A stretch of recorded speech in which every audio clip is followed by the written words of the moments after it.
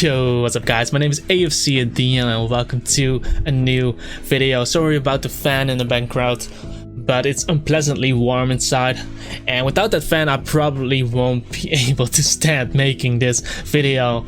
Anyway, this week I've been playing some PvP on a ranked ladder. As you can see, I played 20 games and I won 19 out of them, and the team I was using was a standard team because I kind of wanted to play a standard team that I would bring if I wanted to climb a bit, get some extra wins or get some extra rating.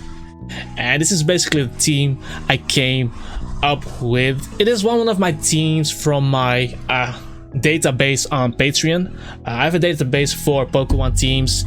I have many more viable teams. If you guys are interested, you can find it in my Patreon. I also post all the teams that I use in every video on Patreon as well. A Pokebase link of that. So if you are interested, you can check it out. But anyway, this team, I will talk a bit about the team building process, and then afterwards I will show you guys a few battles. One battle today, but some other battles coming next week, or for when you guys are watching this week. And before I talk about the team building process, obviously no team is perfect. You might be able to copy the same team, but that doesn't mean you'll get the same results. Maybe you'll even get worse results.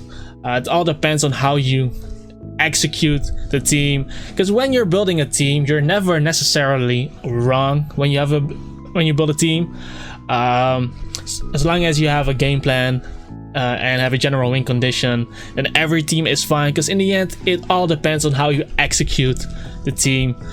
But team building basically makes getting your win conditions right easier. So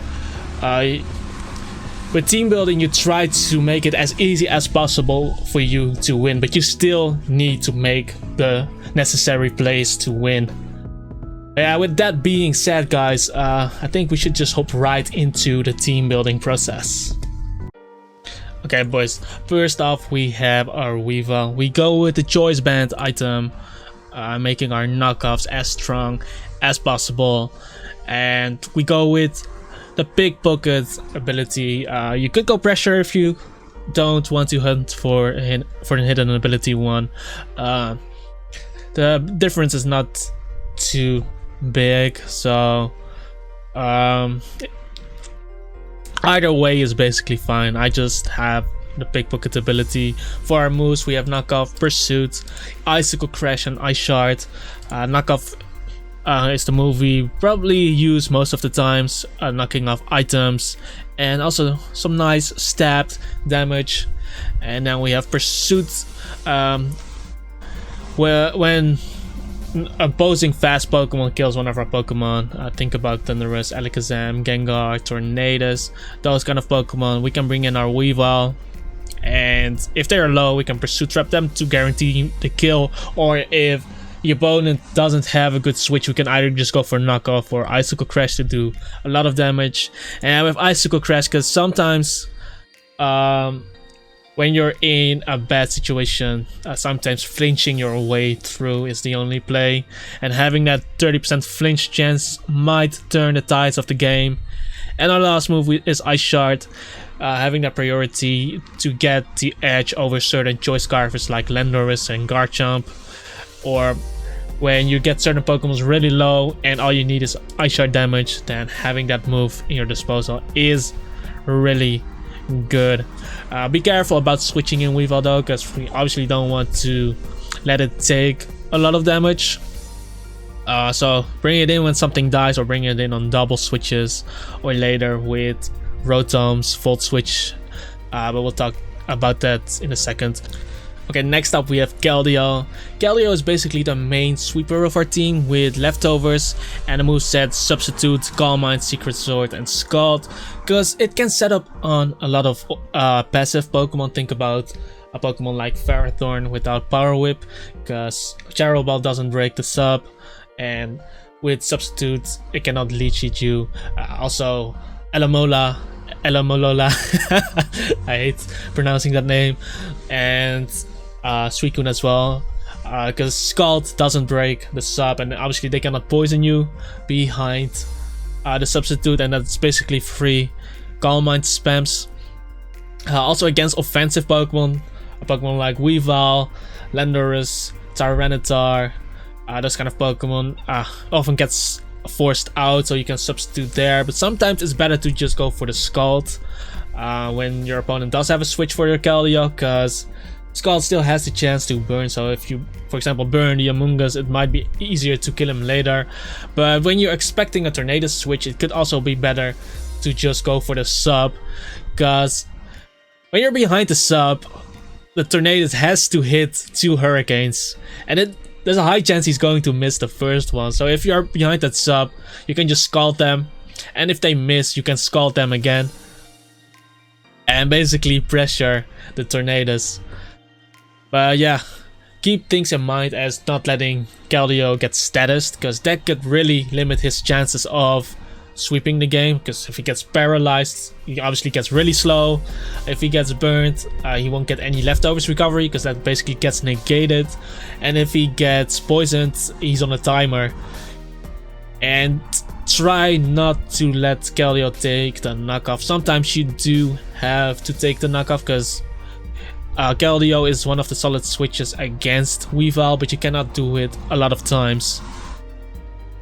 But yeah, that's basically it about Keldeo. Just try to get him in safely, just like Weavile on double switches, or when something dies, or through the volt switch from Rotom. Okay, our third member on the squad is Rotom-Wash, because with using Weavile and Keldeo, you might have some trouble against opposing Azumarils, because Azumarill resists both of their attacks, and Play Rough is super effective on both of them. So I kind of wanted a Pokemon that could switch into Azumarill and can threaten the Azumarill, and Rotom was the first one that came into mind, because Rotom can switch into a Choice Banded Azumarill and either go for Pain Split to recover back, can go for Volt Switch to damage it if it for some reason wants to stay in, or you can just go for the Will-O-Wisp, which I have on this set. I'm not running Defog, but we'll talk about it.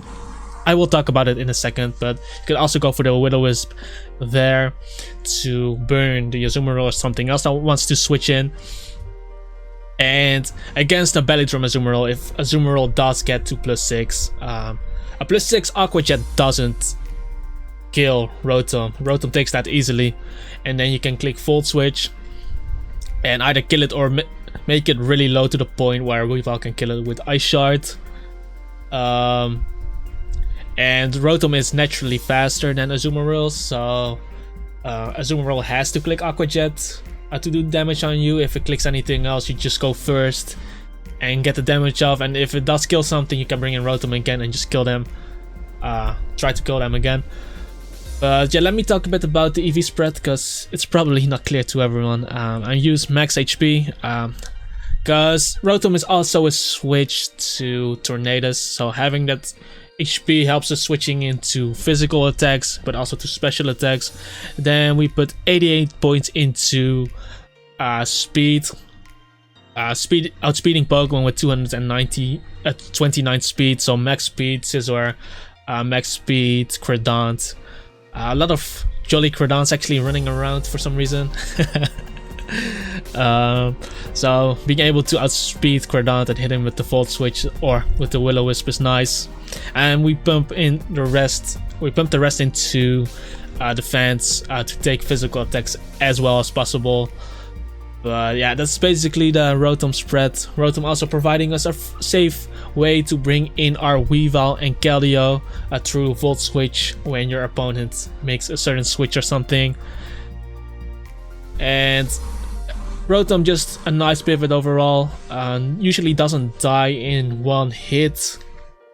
And then you'll be able to get off a strong Hydro Pump. Hydro Pump mainly for ground types that want to block Volt Switch, so Garchomp sometimes, Gliscor sometimes, maybe Hippowdons. You can predict that and hit them with the Hydro Pump. And yeah, I have Will-O-Wisp on this set over Defog just because Will-O-Wisp is just, you can lead off against rain teams and just click Will-O-Wisp and it doesn't really matter what you burn. A lot of times they bring in Ferrothorn against the Rotom, and having Ferrothorn burnt makes it much easier to kill it later, especially if you knock off his item. Against normal teams, Amoonguss often like to switch in, then burning the Amoonguss is also really nice, also making it easier to kill it later with Landorus perhaps, or with Weavile, with Heatran as well. And yeah, just crippling those physical attackers as well is really nice, and special attackers are going to be put on a timer if they get burned. So having that utility on Rotom is just a nice thing to have. But obviously, because we're not using Defog on Rotom, we need Defog or Rapid Spin on another mon. And at the build of the on the build of this team, you can definitely see it's going to be Landorus, but I'll talk about Landorus lastly. First off, we have Heatran. Okay, so we have Heatran basically just to not instantly lose when an opposing Clefable sets up a Calm Mind, because otherwise you have to rely on Weavile flinching the Clefable 2 times, or because Keldeo doesn't beat it just because you lack the choice spec, so you also lack the damage with Scald, and Rotom is just setup fodder because Clefable doesn't mind the Will-O-Wisp and it can just set up Calm Minds, Soul Boil up. So we have Heatran to basically stop the Clefable. And the only Clefable set it kind of has to keep in mind is the Thunder Wave Calm Mind set, just because if Heatran does get Thunder Waved, then Clefable can 1v1 the Heatran. But other than that, Moonblast 4 times resisted, Flamethrower immune because of Flash Fire. Heatran also providing us a grass type resist because we have 2 Pokemon weak to grass types. So for example, against Amoonguss we have Heatran resisting the Giga Drain, 4 times resisting the Giga Drain, immune to Sludge Bomb, and then we'll be able to set up our rocks, taunt it, or maybe go for the Lava Plume when necessary. And against bulky water types as well, Heatran does easily live a Scald from bulky water types, and then you can use Toxic to put them on a timer. That's an option you have. And the EV spread is max HP, because we also need to tank some hits from physical attacks. Think about knockoff from Bisharp perhaps, a low kick or knockoff from Weavile, because sometimes Heatran needs to check those. And the HP also supports the massive HP, the massive special defense that we're building towards. But first we put 80 points into speed. This allows us to be faster than max speed Adamant Cordant, but also faster than opposing Rotom-Washes who do not run speed. That could be helpful in maybe taunting them before they defog, or getting up your stealth rocks before you die, something like that. But yeah, Heatran, solid Pokemon overall.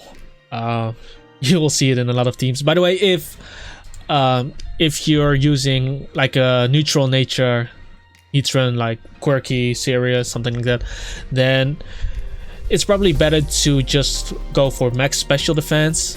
Because with this spread, Heatran does live a +1 hidden power ground from a timid Volcarona.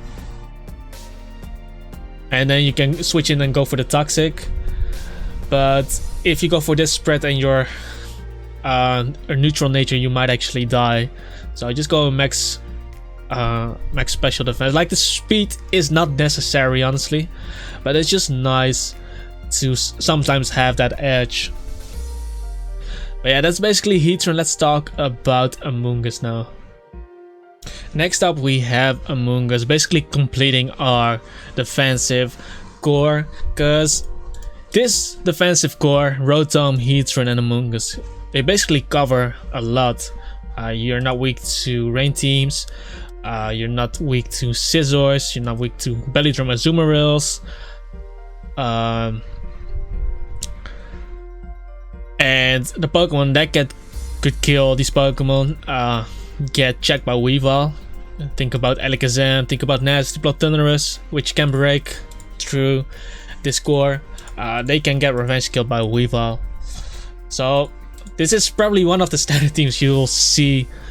Well, at least these Pokemon are the standard Pokemon you'll see a lot of times on the ladder.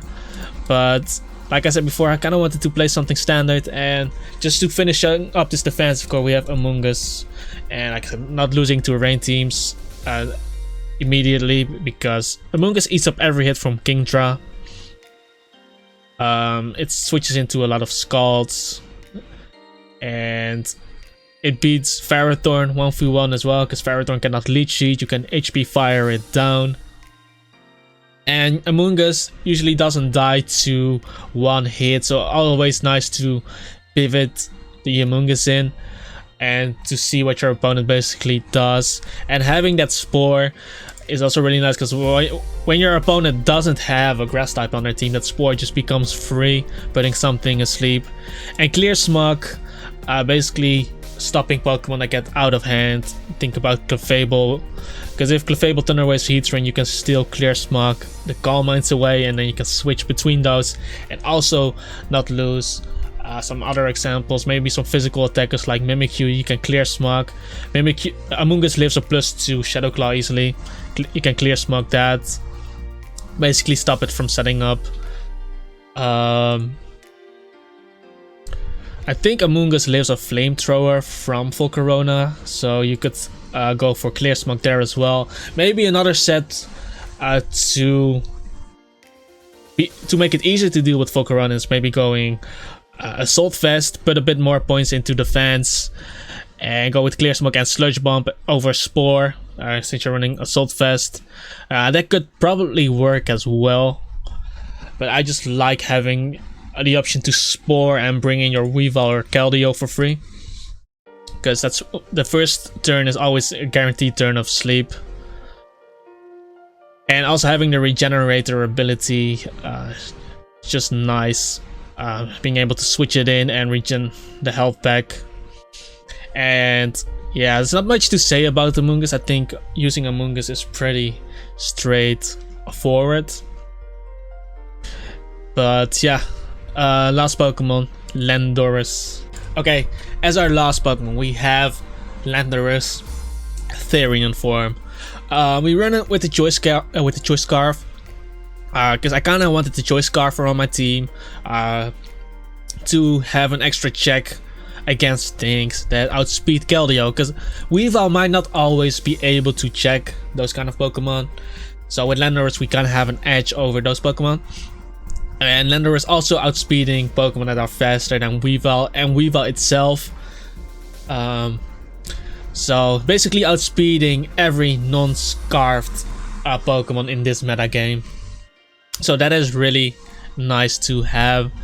Obviously with the Intimidate providing us extra support, because Rotom is our main physical wall, which means we might get overpowered by strong physical wall breakers. Think about Conkeldurr, think about Diggersby. Rotom might be overpowered by those Pokemon. So having that Intimidate gives us extra support. And our moveset, U-turn, we probably click this most of the times, just getting that fast U-turn, gaining momentum when they switch, or getting a bit of extra chip on the Pokemon we use U-turn on. And we have Earthquake, our main stabbed move. Just 100 base power, strong attack, and if you set up the game correctly, you might even be able to go for a late game Earthquake sweep. And then we have Stone Edge, hitting everything that Earthquake doesn't hit, mainly flying types, but also hitting Volcarona for 4 times super effective damage, basically killing it straight away. And we have Defog as our last move, since Rotom doesn't have Defog, it has Will-O-Wisp, and I do kind of want a Defogger on my team, because Stealth Rocks does pressure Weavile. So we have Defog, doesn't mean we have to use it. It's just there so that we can use it when we need to. It all depends on how the game is playing out. Now let me talk a bit about the EV spread, because you might be wondering what this EV spread is about. Well, first let's talk about the speed. 230 points into speed, giving us 303 speed, meaning that we outspeed max speed Excadrill. And with the Choice Scarf we also outspeed Choice Scarf Excadrill. So being faster than that is really nice, because Choice Scarf Excadrill could potentially run through this team. So having Landorus to be able to outspeed it is really nice to have. Then we have 160 points into attack. I don't think we need to run max attack, and I also don't think we need to run max speed because of the Choice Scarf. But I don't think we need max attack because the Choice Scarf, Landorus usually uses U-turn anyway. It still does a lot of damage, and it's basically there to check things. Even with max attack, you usually don't one-hit KO certain Pokemon. But with 160 points, we basically always 3-hit KO leftovers Clefable with max speed, max defense. So if Clefable, for example, already lost 1/3 of its health and switches into Earthquake from Landorus, it basically gets 2-hit KO'd. And that also means that offensive Garchomp gets 2-hit KO'd by Earthquake. So we still have a lot of damage, but I don't think max attack is necessary. We put 12 points into special defense, just a little thing, but that makes sure that we don't get 1-hit KO'd by Flamethrower from a +1 full Corona. Obviously we live Fury Dance if full Corona has that over Flamethrower or Fire Blast. We do die to Fire Blast, to +1 Fire Blast, so keep that in mind. And we put the rest into defense to support the Intimidate, basically lowering the opposing attack and being able to take physical attacks better, which helps against switches against Conkeldurr, because with this spread Landorus doesn't die to Facade, Drain Punch into Facade after Stealth Rocks damage, so that's something nice to know. Yeah, if it says Ice Punch, it obviously it can live an Ice Punch, by the way, after Intimidate, I believe. But yeah, it will get destroyed by Ice Punch in the end. But yeah, that's basically the Landorus set. More bit of a Choice Scarf support set. But you could also go max speed, max attack if you really want to. This is just what I went. And yeah, this is basically the team, guys. So some weaknesses, some general weaknesses. Opposing Weavile with knockoff could be annoying because Rotom gets 2-hit KO'd, I believe. If it's banded, you can bring in your Landorus if you don't need the Choice Scarf to intimidate him. And then U-turn. If it's Life Orbed, Rotom might be able to live the 2-hit KO if Stealth Rocks aren't up. Keldeo could still switch in, but ideally you don't want to. But if you have no other option, then go on Keldeo. In most cases, I would probably just go Rotom first to see what he is. And Weavile can basically only come in against Amoonguss, because Landorus is Choice Scarf, so he's going to be faster. Heatran can hit him with the Lava Plume, doesn't get 1-hit KO'd. Keldeo hits him with Secret Sword.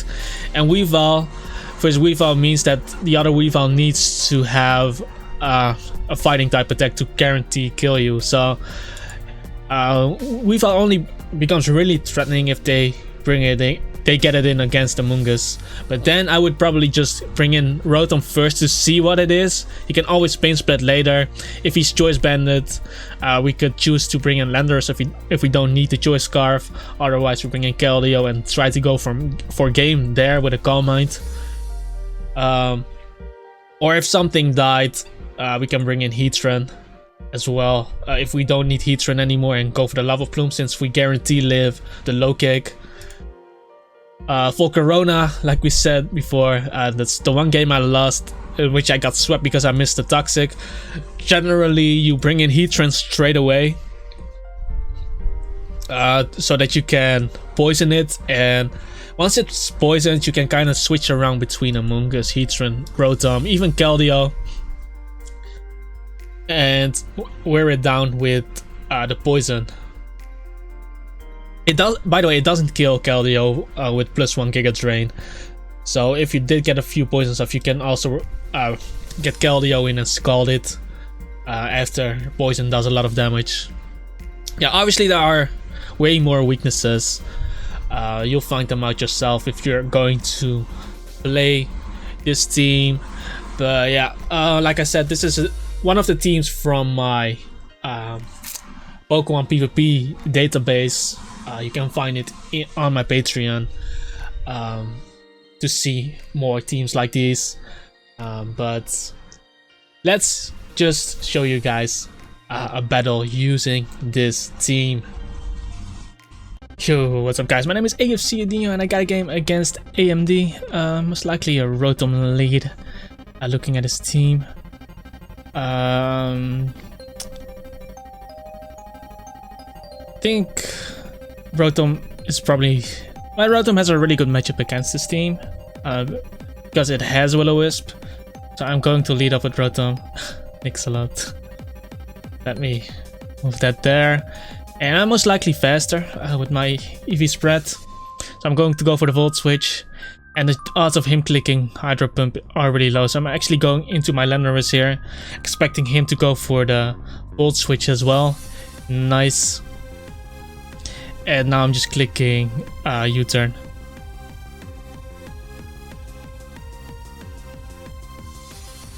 The reason I made this play, by the way, is if I went into Amoonguss, he could have brought in Diggersby, and if that was Choice Bandit, that would have been really scary for me, because I had to switch into a Choice Bandit Frustration then, or Return. But now I go for U-turn and go into my Amoonguss. Hopefully he goes for the Hydro Pump.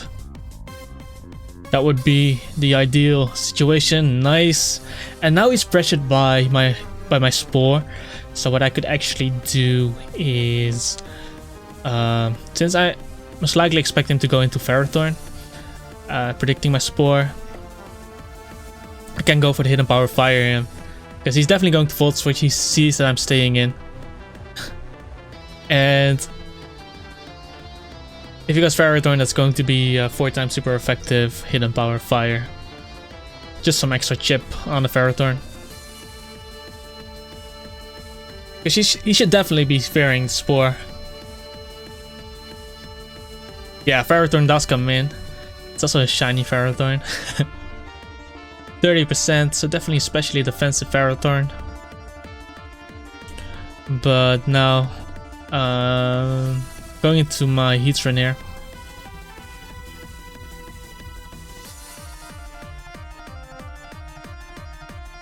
As he goes for a Rocks. And I'm going to trade Rocks. Don't really want to taunt, because if he goes into Azumarill or Rotom, I'm going to lose a lot of momentum. At least by going for Stealth Rocks now, I am getting up Rocks, aka getting something.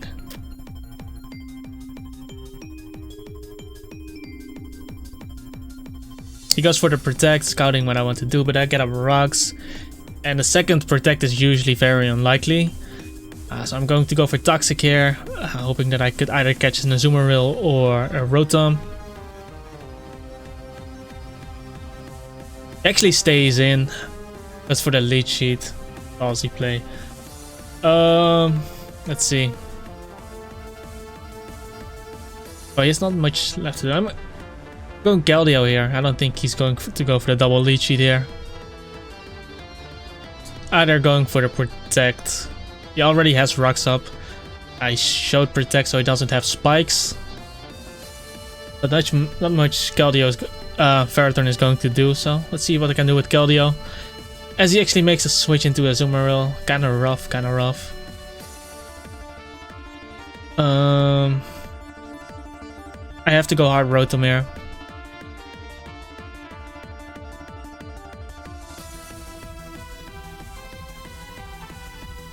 Looking at the build of his team, could be Bellidramazu and Choice Band Diggersby. As for the knockoff, that is definitely Choice Band Azumarill. What the hell? Let's go for the Pain Split here. Actually went for a Rotom switch. What if I Volt Switch there? Oh well. Kinda want to deal with this later, and I don't want him to give a switch into Diggersby. So I'll Will-O-Wisp here. If he does end up Volt Switching, I still get the burn on Rotom, and otherwise I catch Diggersby. But he goes for Volt Switch and he crits me, unfortunately. That is really unfortunate, but I know that Azumarill is banded, so I do have my Amoonguss to pivot into the Azumarill, resisting every attack.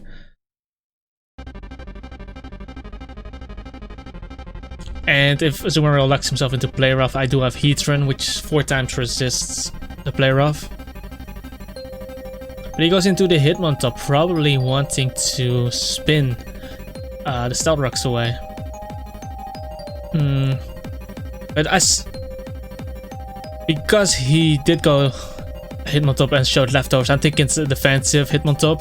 So what I could actually do here, I can go for Sub because they often carry like Rapid Spin, Toxic, the move that makes people switch that attack. Yeah, Toxic. Nice. So he Toxics on my substitute, and now I can actually set up a Calm Mind and do something. And if he wants to Rapid Spin to remove my rocks, I basically get to +1. But I still preserve my substitute, which is really nice. And now I'm just firing off a Scald. Scald into Secret Sword should kill Ferrothorn. And he goes into Rotom. So Rotom should also get 2-hit KO'd by this.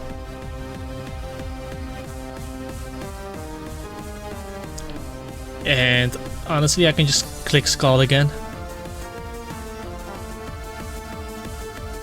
Okay, we knock out the Rotom, so I guess that's nice. Getting some leftovers recovery. I do not know what you're saying, man. Probably asking where Pokeone is. But I don't speak that language. Azumarill coming in. I'm still behind the sub, so what I could actually do is I can fish for a Scald Burn. 40%, really nice. I don't get the burn, he goes for Play Rough. And since I know he's Choice Banded and he knows that I know, I'm going to go for Substitute. Because Heatran could be coming in, Amoonguss could be coming in, and even if he went for Play Rough there, he could still miss, and I was at full HP, so it was worth taking that risk. And now I can go for Scald on the Diggersby. Really nice. He switches out back into the Azumarill, so he basically gained nothing while losing a Pokemon. Really cool.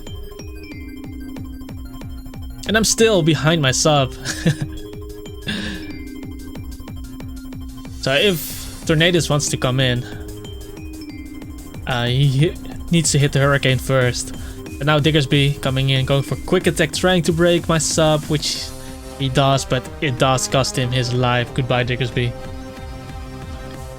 So Keldeo basically taking care of 3 of his Pokemon. Now Tornadus coming in. Since I'm at +1, I don't think I died to Hurricane.